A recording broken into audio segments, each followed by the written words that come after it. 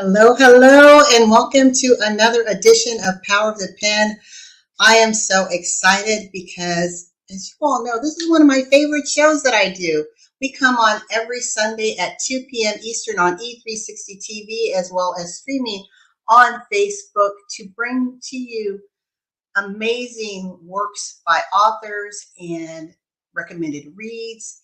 And this is to help you to expand your vision, your life, for yourself and for your family. And some of these reads are not all about being serious. Some are funny.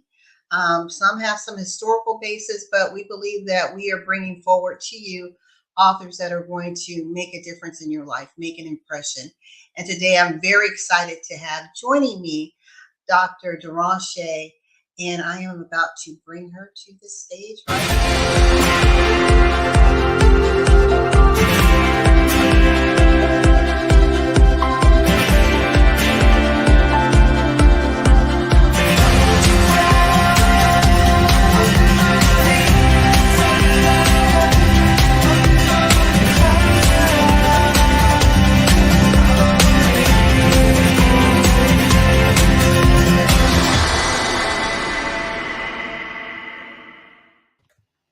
How's it going? It's going wonderful. What about yourself? Hello.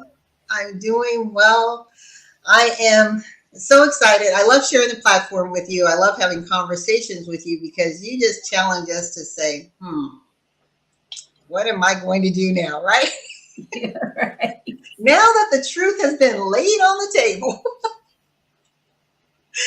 And today we're going to be talking about Influence 365. But before we get into that, I want to tell the audience a little bit about you. You are a pastor. You are a technology wizard. You are an influencer. You are a global leader.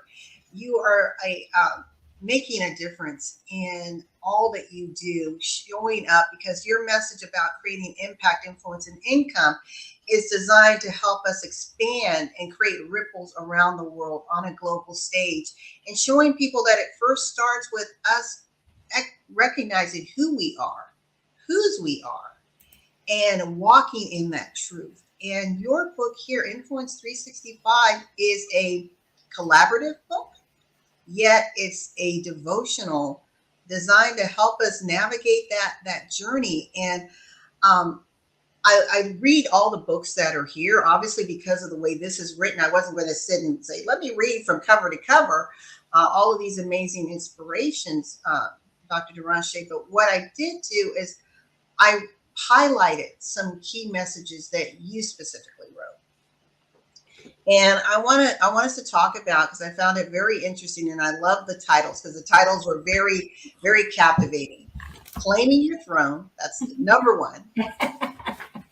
Catch Your Vision, Embrace the Shift, Divine Interruption, and Launch into the Deep. So if it's okay with you, I'd like us to talk a little bit about that. But I also want to, I'd be remiss in saying that Dr. Derashay is also a multiple best-selling author. So she's not just a little green bean here on stage. This woman is really divinely inspired and bringing forth some powerful messages that I believe can help change and elevate and improve your life. So we talk about women often being queens, right? Sounds good. But and we know, from a kingdom living standpoint, we are joint heirs, right? Yes. Right. So if we truly believe that and embrace that, then tell us a little bit about this one devotion and why it's so important for us to be able to claim our throne, and why often are women shy about doing so.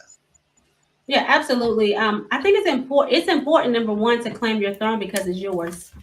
It is the place that God has given you so that you can make an impact in the world, right?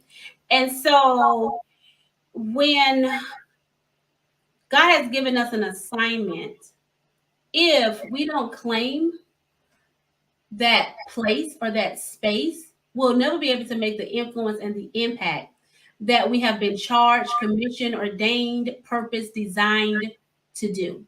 whatsoever. And if we don't claim it, someone else will. Many times, women, because of fear, insecurity, the oppression of society, and things of that nature, we don't step into that place. We don't step into that place. And some of us, if we step into that place, we don't own it. We don't own it. We don't own it because of just the different fears and the background noises that keep us silent from moving in the fullness of our authentic selves.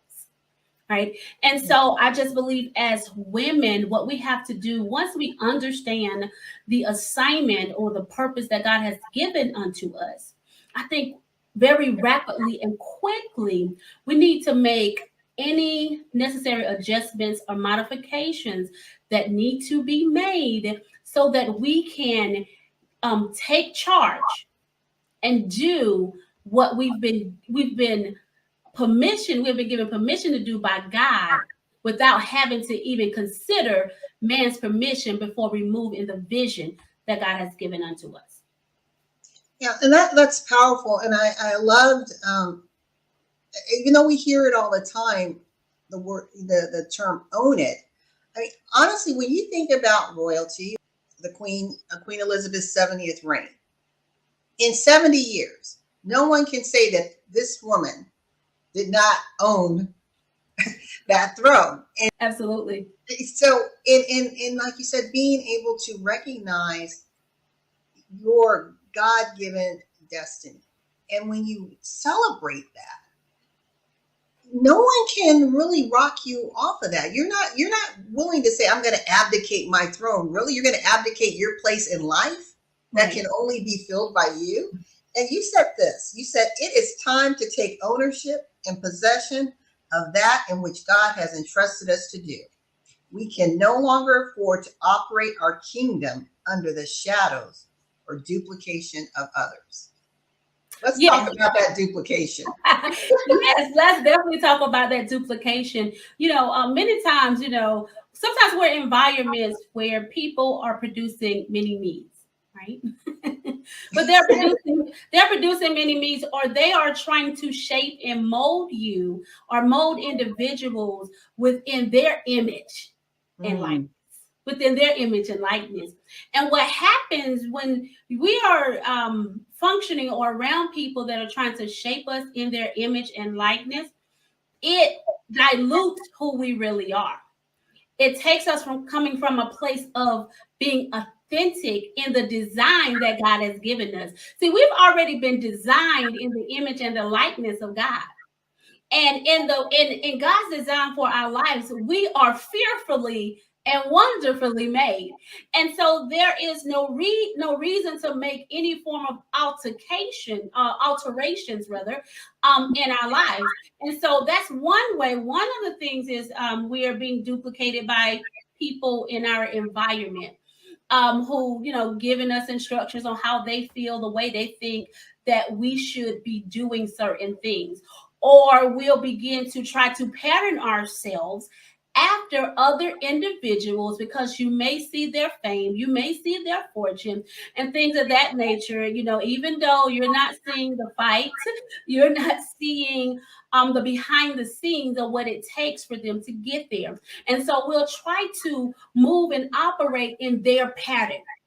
Mm. And see, and as we're trying to operate in their pattern, again, there we go. We're gonna be malfunctioning, right? You're gonna be malfunctioning. Why? Because your design is not their pattern. And so again, you're going to be walking in a place of falsehood, a place that's not authentic to who you are and who your being is. One of the things that I believe is that because everything is already preordained, right?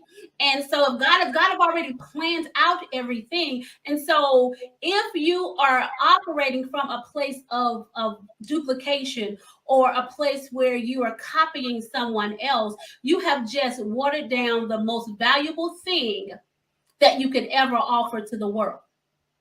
The most valuable thing. And so then you become a watered down version of someone with really no value. But when you can move in your authentic self and your authentic state, that place is where no competition lies or absolutely anything. Why? Because You are an original design, tailor-made for the job, the assignment that God has given unto you. And so once you step into that place and own your throne and own your position, it's like voice activation. Once you get in there, being authentically who you are, it's going to begin to send out through the land the frequency, and that others are going to pick up, who God has already designed to walk to the tune and work with you to the tune of the beat in which He has created you and designed you to be. Okay. No. This is great, because this is your book is meant to wake us up. Yeah. Right. So no, this is good. One of the things that I was thinking about when I was listening to you, I recently did a talk, and on the platform it was about your voice, and I was the only African American woman speaking at this particular event on this day. And I heard God just impress upon me how He wanted me to shift my message just slightly, and to proclaim who I was, to not be fearful to say in this sea of whiteness that I am a Black woman who has a voice that is a little different because of our lived experiences. Mm-hmm. You know, I'm not going to be ashamed of who I am. And I also said whose I am. Right. But so often, Derashay, we struggle with wanting to be accepted. Mm-hmm.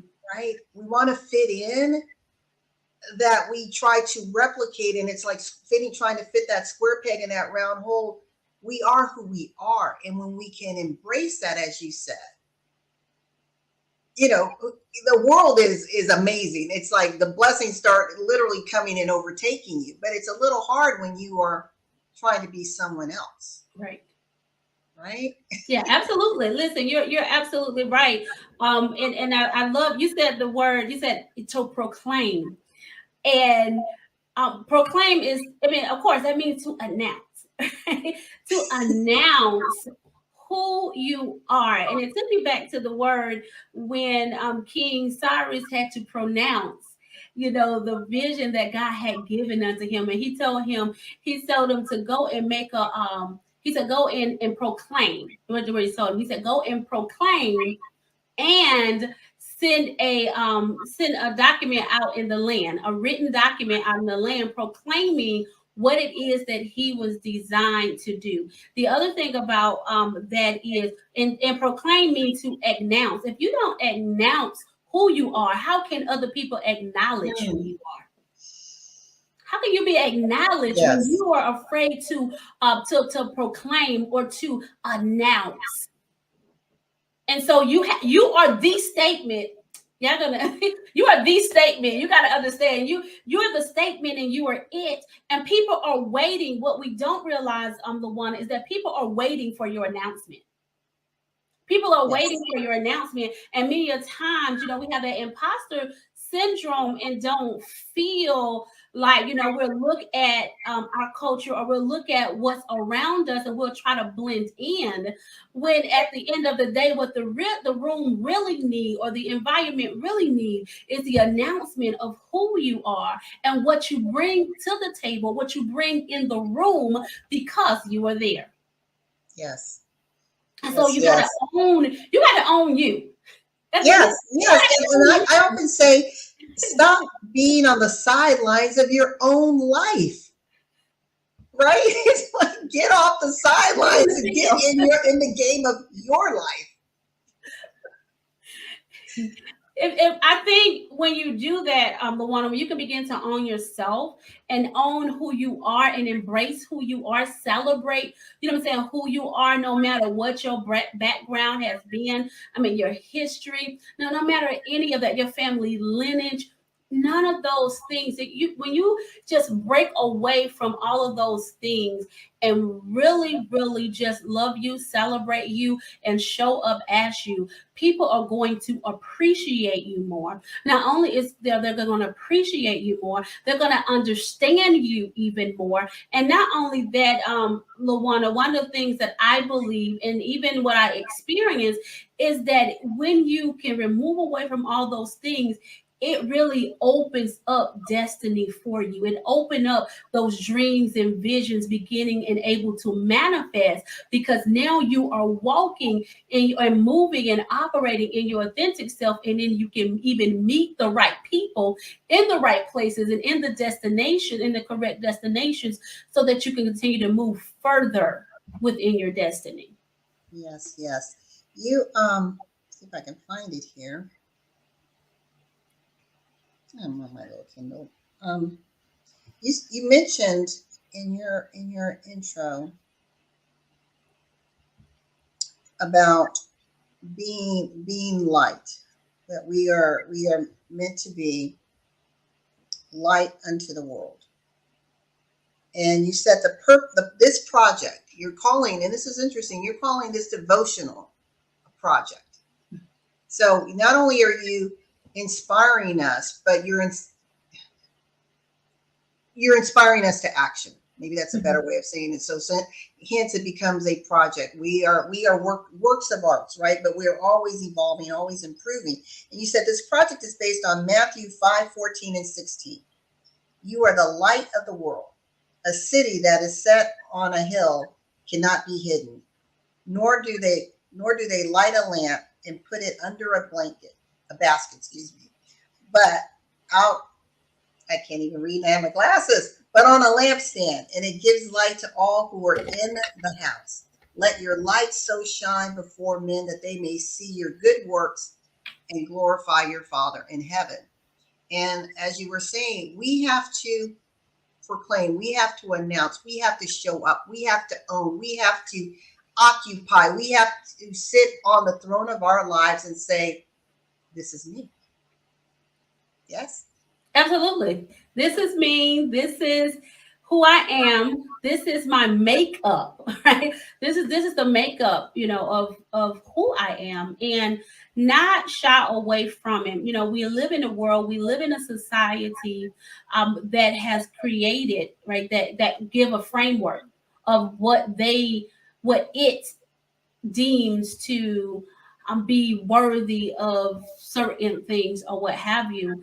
But the truth is this, is that we don't have to bow down to what society's framework, because in the kingdom we don't operate in that particular framework. Because what I believe, when it comes to being that city on the hill that cannot be hidden, you got to hear that it said cannot be hidden. So even in the world's framework, within the Right. world's framework, you're still undeniable. Somebody got to come on here. You're still undeniable when you show up as the light. They may not want you there, Yes. they may not want you there, but because you are who you are, because you are authentic, because you show up in the best version of you, you can't be denied. You cannot be denied, no matter how they feel about it whatsoever. And so you have to make that decision, and you got to understand that your purpose is to light up the world. It's to light up the world, because your purpose is the promise of God to somebody else.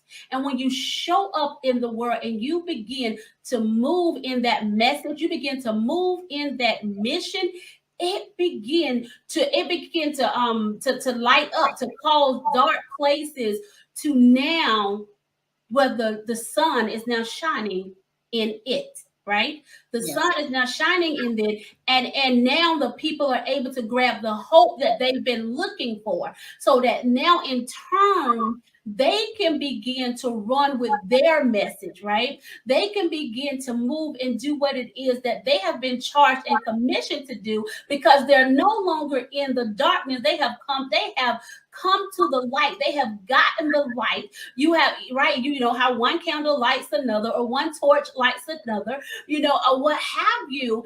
And then we begin to spread like wildfire, spread Yes. like wildfire in our own messages collectively, but bringing healing to the world, peace to the world, deliverance, I'm saying, to the world, right? Whatever our portions are, love to the world, joy to the world, whatever it is that we're called to do, but we're doing it individually, but in a collective way. In a collective way. I love this. To those of you that are watching us live or joining in, we are here talking about the collaborative devotional inspirational book called Influence 365 by Dr. Derashay. And we're going over a couple of the inspirations. And the next one is Catch Your Vision.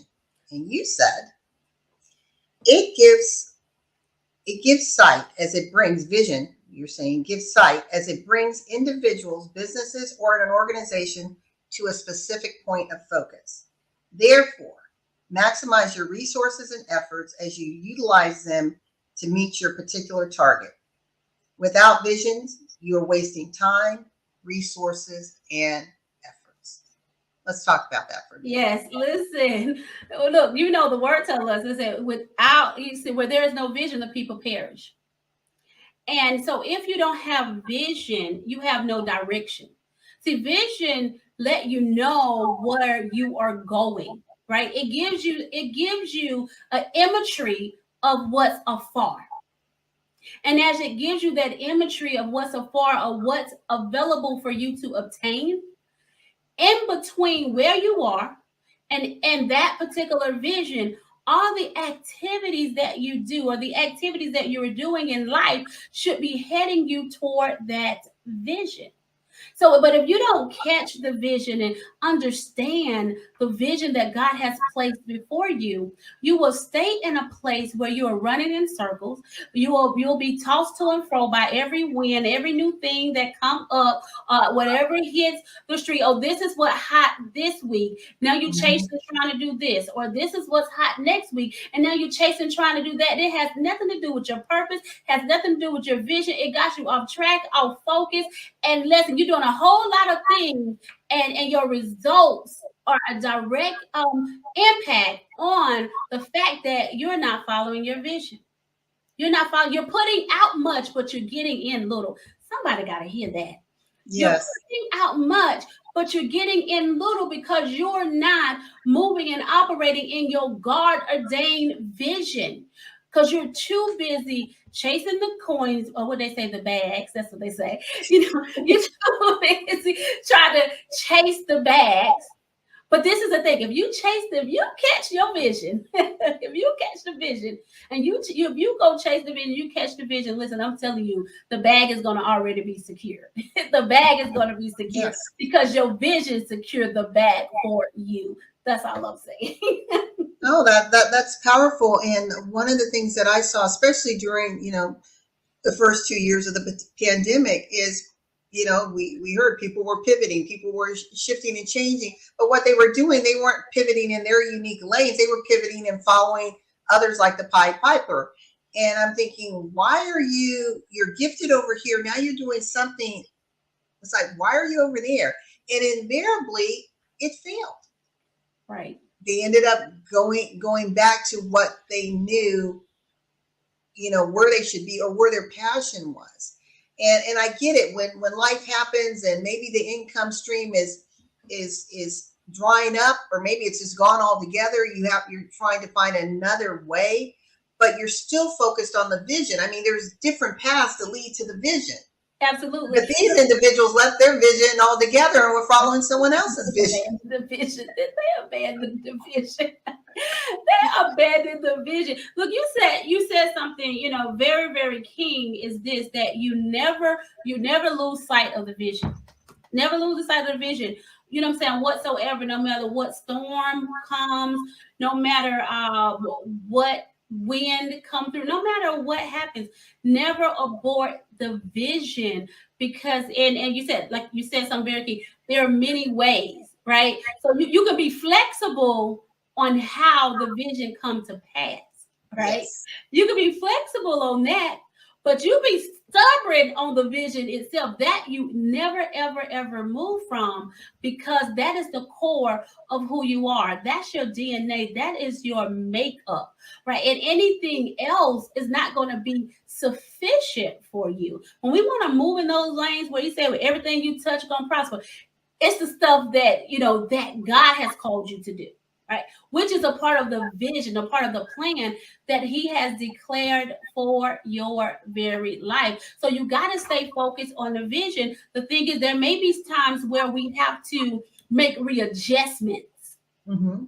Right. in the activities that we're doing because what we're doing is not working. I mean, and that's something that we should be doing anyway, whether it's a pandemic or not. So, because we're in what? We're in the month, we're in June, we're almost at halftime of the year. So you Yeah. should be within halftime of the year, whatever your vision was for this year, you need to see if you're on track.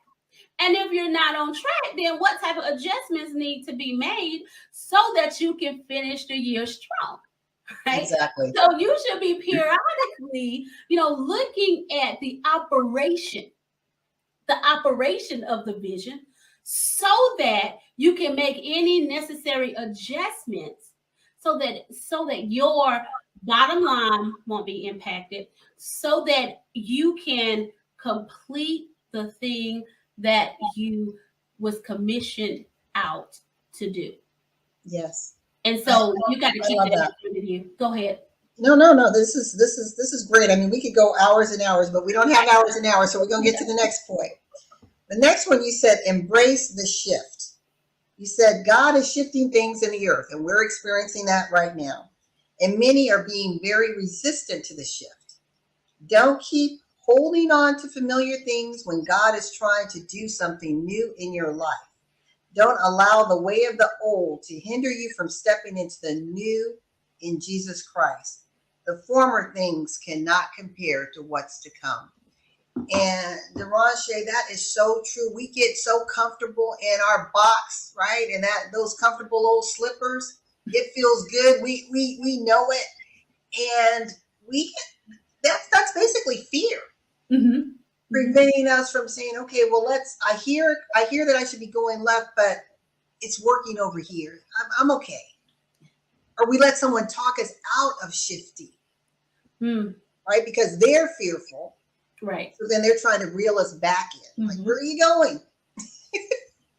And you mentioned, you said here, well, this is actually God says in Isaiah, do not remember the former things nor consider the things of old. Behold, I will do a new thing. Now it shall spring forth. Shall you not know it? I will make a road in the wilderness and rivers in the desert. I mean, when you just sit right there, There. a road in the wilderness. I mean, it's like God saying, I'm going to carve a way where you can't even see of the way. That. A river in the desert. I'm going to supply you with the sustenance, the life-giving needs when you don't think there's anything around you. Right. Right. So I just need you to trust me. I just need you to trust me. Yes. And expect. And what we have to realize. See, some people don't want to be those trailblazers, right? Don't want to be trailblazers. And the thing about it, because God is a God of originality. And so, because he's a God of originality, there are ways or paths that he will carve out, right? Or things that you have to do that ain't nobody ever done. It ain't no pattern, it ain't no blueprint, because you're it. You're it. And so you can't get stuck with, oh, well, this was done this way, and this how this was done. No, what is the way that he's trying to get you to do, or he's telling you to do? Or you may have people in your ear, but that ain't gonna work that way because it has always been done this way. Okay, so listen, and most of the time that way ain't even working anymore. It worked for, and the other thing, some things work for the season. Yes.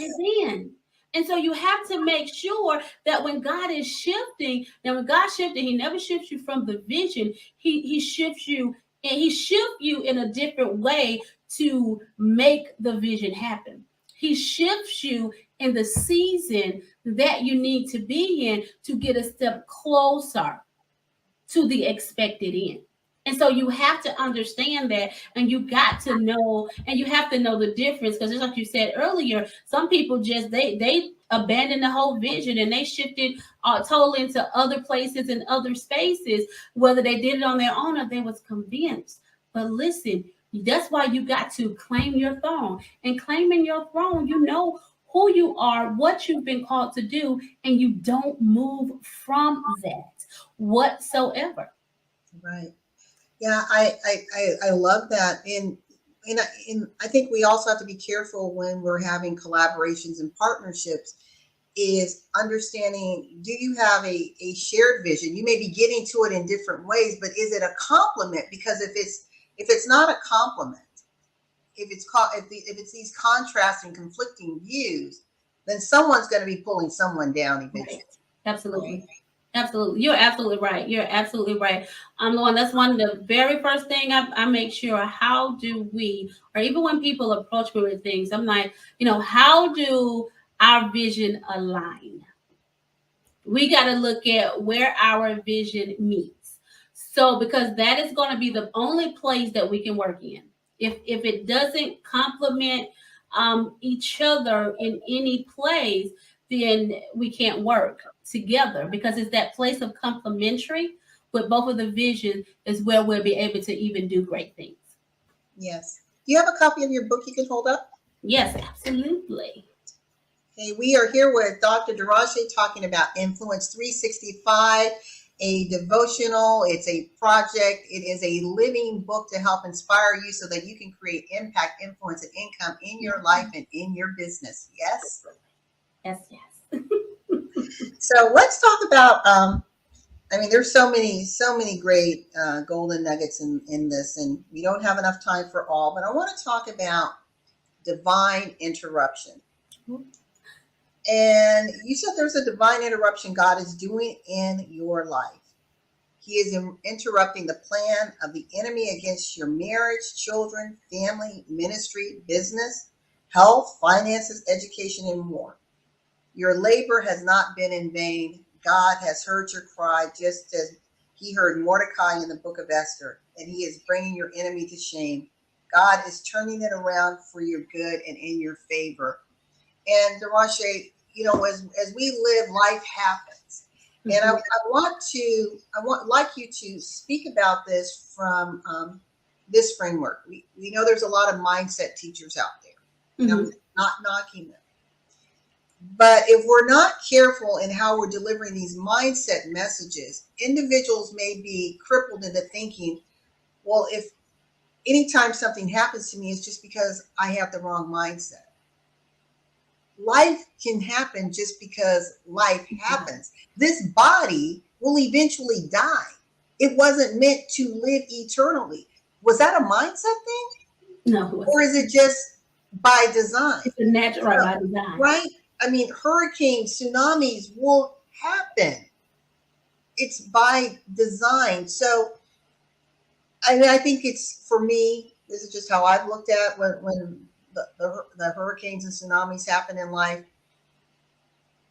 It's, yeah, God may be creating interruptions, getting my attention, but it's how I choose to respond and who I choose to lean on that will determine if I see them as stumbling blocks or rather stepping stones in my life, even in the most horrific things, right? So I want to turn that over to you about your what you meant when you wrote this devotional about divine interruption. So let me say this is you said something that was very, very key here. You know, God, he said, I've declared a plan for you. And many a times we have the plan in our mindset already laid out. We have it already laid out. We have it figured out. And it just may not quite be the way that God had laid out that plan for you. And so, yes, life happens. And so, when life happens, it comes to, and how I look at things, when life happens, storms and situations come, I'm going straight to the Lord. Okay, Lord, all right, what do we need to do? What do we need to do? Right? What do we need to do? Because this situation has came about, then you're in it and I know you're in it, but what is it that we need to do? And sometimes God has to interrupt our plan so that not sometimes, let me back up. God had to interrupt our plan or our way that we think it should be happening so that his plan can manifest in our lives. And so you have to come into a place where you give no room, or you don't bow down to situations, circumstances, the enemy, or whatever that it may be. But however, you turn to the Father and you allow his word to be the lamp upon your feet and the light upon your path so that he can take you to the location of your destiny. Joseph, he didn't do anything to be in the pit. He didn't do anything to be in slavery in Potiphar's house. Neither did he do anything to be in the prison. But those particular paths that he took put him in the position at the right place at the right time with the right conversation so that his name can be mentioned to the king so that he can go to the palace. And so we need to look at those particular things or situations as when the word said all things is working for my good. I may not understand it while I'm in the middle of it, but I trust God through the process. I trust God, what in whatever it is that's happened, because guess what? I know that I know when I trust God, I have faith in God, and I'm moving in the divine things that He's called for me to do. And trials and tribulations and storms have showed up, in my life. I trust Him enough to cover me. I trust Him enough with everything that I have, because I know that at the end of the day, and when all the dust settles, it's gonna come forth in my favor, because he's always working for my best interest. And not only that, he told me in Isaiah, he said, my word shall not come back to me void. It shall accomplish the purpose that I sent it forth to do. And he didn't say that trials and tribulations and anything else wasn't going to come in the way to try to hinder or prevent that from happening. Or he didn't say, right, that it was going to work out the way I played it out in my head and in my own mind. But if I trust him, it's going to manifest in his way, in his timing. And while I'm in the weight of it, allowing him to produce whatever necessary so that when I receive the promise, I'll be able to handle it. Yes. I love that. And I want us to just kind of take a little moment and talk a little bit more about Joseph. To those of you who don't know who we're talking about, Joseph is a biblical reference. And he was the youngest son of Abraham, correct? He was Isaac. Isaac, yes, youngest son of Isaac. And he was just going along his merry way, looking up, loving his brothers, and they were jealous of him. They were jealous that his father, they felt, was doting on him. But keep in mind, they're adults. He's a child. And they put him in a pit. Then he was found and he was imprisoned. Then because of his visions and dreams and his ability to interpret the dreams, he was called to Potiphar's house, right? That's where he was. Yes, So his brothers, they was haters or whatever. And not only that, let's talk about, he had a dream. So let's start there. The dream started. Well, yes. He started with the dream that they brothers were going to bow down to him. So like, what? Well, he had a dream that he was going to be a leader. That's what. Yes. So his dream started. Y'all gotta get his dream started it all. So he had a dream that he was going to be a leader. He seen the stars and the moon bowing down to him, and the sun, which was a representation that they interpreted, his brothers and mother and father and all that thing and other things. And the daddy, the daddy loved him, right? As well. And so they hated on him and they wanted to kill him. His own brothers wanted to kill him because he had a dream, and they thought that his daddy, loved him more. And they put him in a pit to kill him. And one of the brothers said, let's not kill him. Here come some people from Egypt. He said, let us sell them. Let's sell him into slavery. And so they sell him into slavery to Potiphar. Now pause right there. Pause right there for the listening audience. Now listen to this. This is his own family that part. Right. This is his own family. Okay, continue. So they still him into slavery to go to Potiphar's house, who is the slave master. So Potiphar, being the slave master, he served Potiphar, and apparently he served him very well because he rose to the top leadership still right there in slavery. And then Potiphar's wife got an eye for him, and so she wanted, she wanted, and she was trying to get him. He was doing some work, doing his normal stuff, and she tried to get him to have sex with her. And when he wouldn't, she lied on him. And she lied on him and said he tried to rape her. And it caused Potiphar to send him off to prison. Okay, pause right there. How many of you at any point in your life, it may not be that drastic, but were falsely accused of something? It could even be in the workplace, right? You're falsely accused. And now what? Continue. Right, so then he gets to the prison and he's doing everything. He rose to the top. So now he is leading everything in the prison.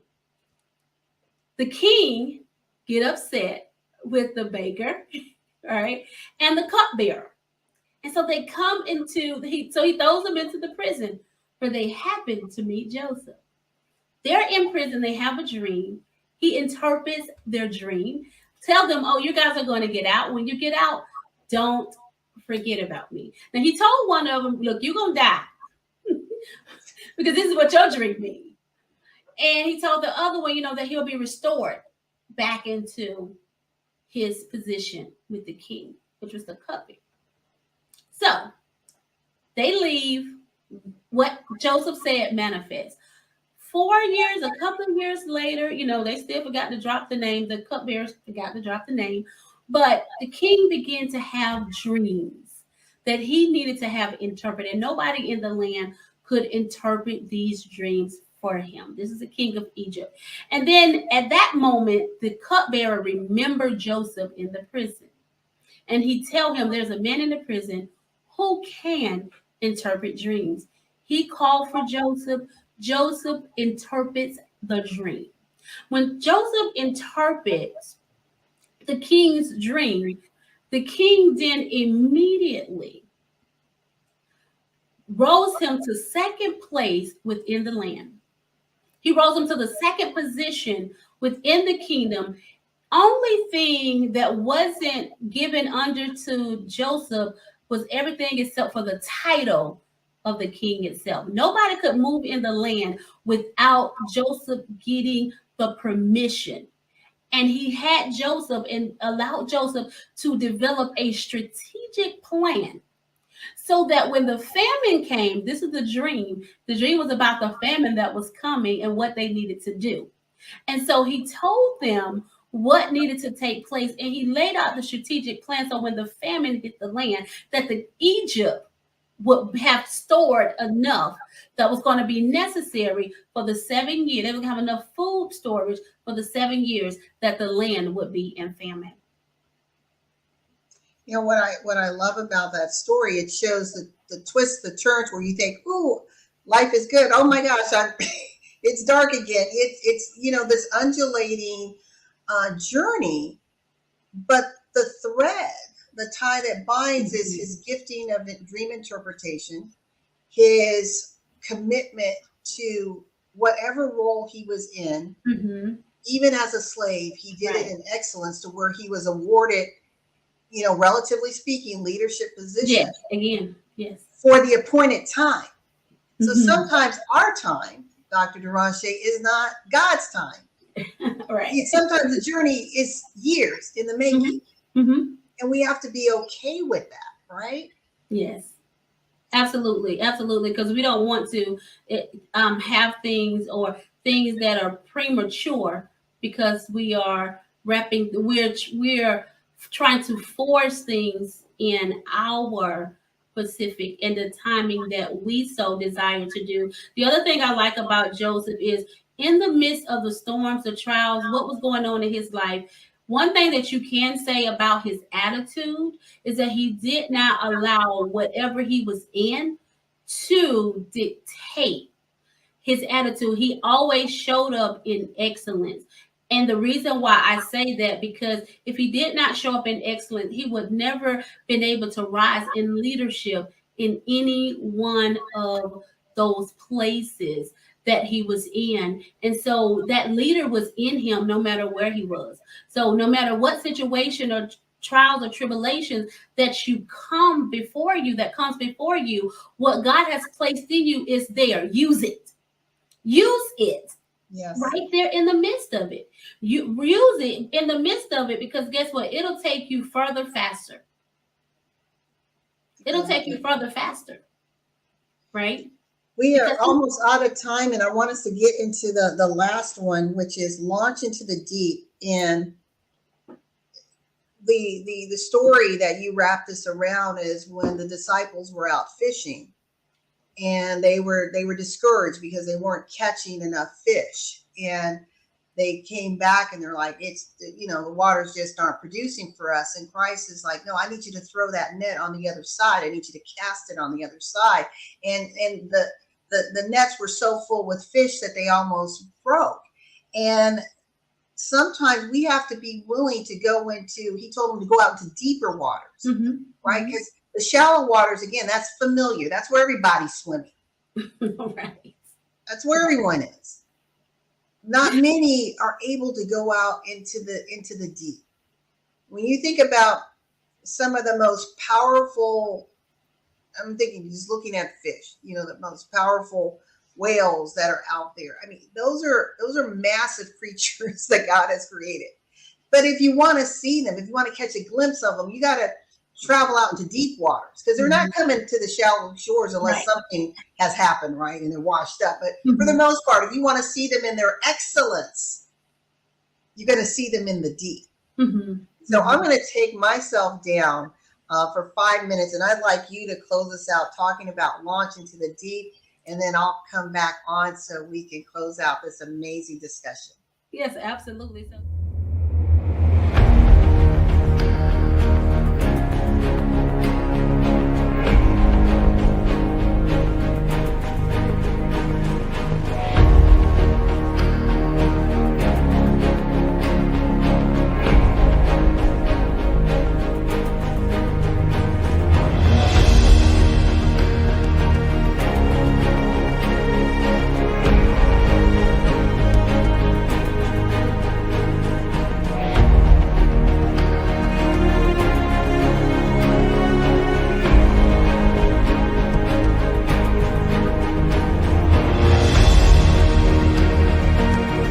many a times as entrepreneurs, and and whatever it is that you do, we want to stay in familiar places. Because you got to understand that Peter then was very trained and skilled as a fisherman. They knew what to do, when to do, how to do it, because they have been doing it for so long. And that's just like how many of us are. And because we're skilled at what we do, and we're trained in what it is that we do. And we are familiar, and so we're comfortable with where we're at. But what you got to understand is there's places where brooks are just dried up. Brooks are dried up, or it is very saturated. And so God is calling us. It's a deep calls to the deep. And so because God desire more for you, and because God want more for you, he's calling you out into deeper places, that you got to come from the shadow. You got to come from in places where things have dried up as well, so that you can get God's absolute best for you. He told them, listen, yes, they have been out there all night. Yeah, some of y'all have been in places for years, forever, and you're afraid to move from there because that's your place of comfortability, or that may have been a place where that was your sweet spot before. But God has said, no, not there anymore. I have called unto you and need unto you in for a greater place. You have got everything that you're going to be given to you right there. You've outgrown places. You've outgrown places and things, and or what have you. He said, listen, I want you to go great. I want you to go farther. farther. And if you're going to go farther, you're going to have to come out deeper. And that means you're going to have to come from the norm. You got to come from the familiar places. You got to come in places, right, that some that even intimidate you, so that God can show you that not only that you deserve to be in the room, but that he will give the room over to you because of what it is that he's called forth in you. You just have to trust him. See, at that moment in that time when he told them to go out into the deep, they heard. And when they heard, listen, they moved out and they caught fish so in such a great capacity, they had to call others to help them. And see, listen, God wants you to come out into the deeper places, into the deeper things, so that you can catch an abundance of what you have not yet seen before, so that you can catch an abundance, right, that you can have so much in an overflow that you can bring others to the table. You can bring others in the environment to get some of that, because it's too much for you to carry. He want to bring you into that place of overflow. And so if you're going to get to the place of overflow, you got to come out of the shadow. You got to come out of the shallow places, the familiar places, and you got to get in places that are unknown to you, that is not familiar to you, and trust God in those places so that he can take you to greater heights, to greater depths than the places that you ain't even begin to imagine yet on where God is going to take you. You have to listen and obey, and it's okay. It is absolutely okay. There may be some people you just gotta leave right there because they're probably not ready to go where, or can't go where God desired to take you. Jesus said, I came so that you can have life, and you can have life more abundantly. And you're gonna have to come to the deep for the abundance. Look, he said they went to the deep. They got to the deep, and it was way more than they can even begin to handle. And that's what God wants to do in your life, your business, your ministry, and your family. He want to put all of that into a state of overflow, in the state of the abundance, where you can provide for other people, where you can show other people the way, right there in the deep. In the deep is where God wants to mature you, and the deep is where God wants to show you a greater depth in him, a greater place in him, a greater height in him, that God want to show you that you deserve more, that he has more for you. But you got to step out in the deep, amen, even in your fears and your doubts and all those other things, because there's places that God wants to take you, but you got to step out in the deep to receive it. I love it. This has been amazing.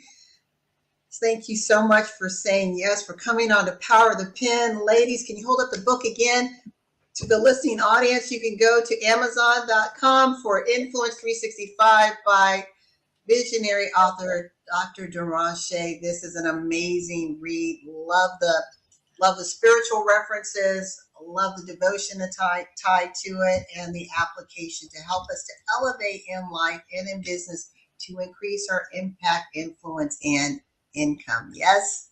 Yes.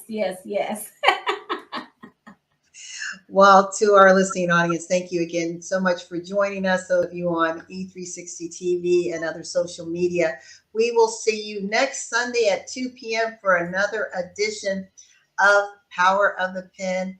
Until then, we encourage you to find your voice, be bold, show up unapologetically in your life, sit on that throne, and be a person of impact and influence. The world is waiting for you. Until next time, bye, everyone. Thank you guys for having me.